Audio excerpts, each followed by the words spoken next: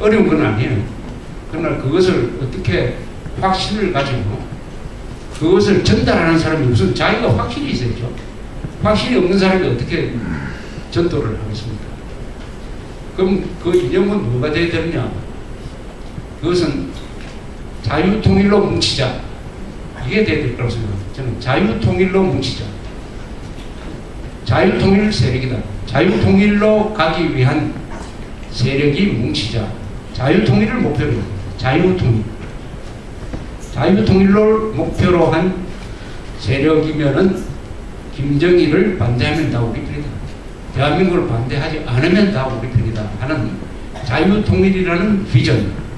그게 뭐 자유통일당이 될지 여기 말씀하시는 자유국민당이 될지 그건 모르겠지만 자유통일이라는 것을 비전으로 하고 목표로 하고 그 목표를 공유하고 있는 사람들끼리 뭉쳐야 된다.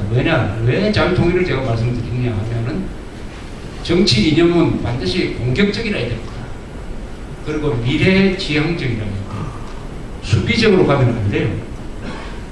선거에서 수비로 가서 진 경우를 우리가 많이 봤습니다. 수비 위주로 가서. 이회창 씨가 수비 위주로 가서 두 번 지더니 이번에 지방선거에서 한나라당이 수비 위주로 가서 졌어요. 어떤 게 수비 위주냐? 한나라당은 천안함 사건을 이번 사건에서 가장 큰 이슈로 하고 이 천안함 폭침에 대해서 믿지 않는 저 민주당, 민노당을 어떻게 우리가 심판하지 않을 수 있겠느냐 이렇게 나와서야 되는 거 아닙니까?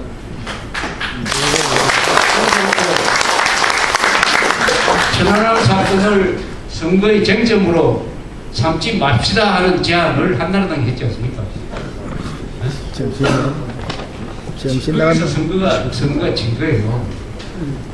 예, 여러분 뭐 예를 들지만은 1948년 미국 대통령 선거에서 모든 여론조사에서 13% 차이로 지고 있던 트루만 대통령이 불과 40일 동안의 선거운동에서 어떻게 바꿨느냐. 현직 대통령이면서도 자기가 마치 야당 후보인 것처럼 공화당 후보로 나온 존 듀이를 공격을 했어요. 자기가 야당 투사인 것처럼 선거운동을 했습니다. 현직 대통령이. 뭐냐. 지금 공화당이 상원, 하원을 다 장악하고 있는데 그 공화당 지배하의 의회가 그동안에 뭘 했습니까? 하면서 집중적으로 공격을 했어요. 공격을 하고 자기가 자기가 약하다는 쪽에서 싸워야지 내가 강한데 하면서 수비 쪽으로 가면 투표하고 싶은 사람도 그 사람한테 표를 안 줍니다. 그래서 트루만이 인간적이고 공격적이고 비관적인 입장에서 선거운동을 해서 40일 사이에 존 듀이 공화당 후보를 찍겠다고 결심했던 사람의 14%가 그 사이에 트루만 쪽으로 바뀌어버렸습니다. 공격적으로 했기 때문에 또 인간적으로 했기 때문에 이렇게 된 것인데 이번에 한나라당 과거에 이회창 씨가 했던 이런 선거운동은 안 먹힌다 하는 것이 선거 정치 역사상 다 이게 입증이 된 건데 사람이 거기에 빠져버리면은 그런 행동, 뻔한 실수를 하게 된다. 이제 지나놓고 보면은 이런 이야기를 합니다. 대통령은 현대건설회장 출신이고 한나라당 대표는 현대중공업 출신이고 이 두 사람을 앞세워가지고 표 달라고 하면은 중산층 이하 이 사람들이 표를 주겠느냐? 지나놓고 나니까 이제 그런 생각이 그런 이제 사후 분석을 하게 되는 것입니다. 이번 선거가 우리한테 중요한 것을 또한 가르쳐 주었습니다. 한국 사람이 가지고 있는 비판의식, 저항의식이 얼마나 강하냐 하는 것을 보여주었습니다. 한국 사람들이 가지고 있는 이 저항, 잘 나가는 권력 가진 사람과 부자에 대한, 기득권자에 대한 저항의식은 아무리 한국이 잘 살아도 줄어들지가 않는다. 한국은 부의 분배가 세계에서 가장 잘된 나라인 것은 모든 조사에서 확인된 객관적인 사실이에요. 그러나 한국 사람은 그것은 그거고 나는 잘 사는 사람, 권력 가진 사람에 대해서 일단 부정적으로 본다. 또 부정적으로 보도록 선동하는 세력이 있다. 이것을 하나의 상수로서 이것을 그런 것으로서 인정하고 전략을 세워야 되는데 이것을 바꾸는 매우 힘들어요. 이것을 바꾸는 것은 아마 100년 걸리도 바뀌지 않을 것입니다. 그렇다면 어떻게 하면 되느냐? 겸손해야 된다. 깨끗해야 된다. 애국 세력이 깨끗해야 됩니다. 깨끗해야 용감해질 수 있다. 깨끗해야 용감해질 수 있다. 깨끗하다는 그 안에는 돈으로부터 깨끗한 것 플러스 군대는 반드시 가야 된다. 이거 들어있는 거 아닙니까? 군대는 반드시 가야 된다. 지도층에 반드시라고 하면 약간 우태가 있습니다만은 하여튼 병력 깊이의 조그마한 의심도 있어서는 안 되겠다 이런 것이죠.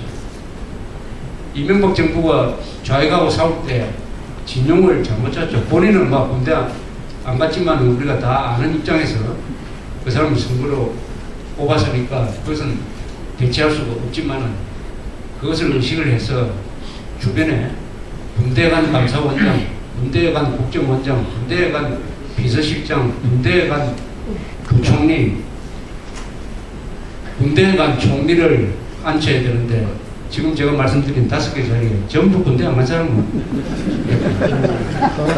이것은 이렇게 되면은 직무유기야, 직무유기. 우연이 아니다. 이거는 군대 안 가는 확률이 10분의 3입니다. 10분의 3. 30%가 우리 군대 안 가고 있어요. 그럼 이렇게 5 요직에 군대 안 간 사람이 다 모일 가능성은 확률로 계산하면 10분의 3 곱하기 10분의 3 한 5분 하면 어떻게 되느냐. 내가 계산해 보니까 1000분의 2입니다. 1000분의 2. 이것은 의도적인 것이다.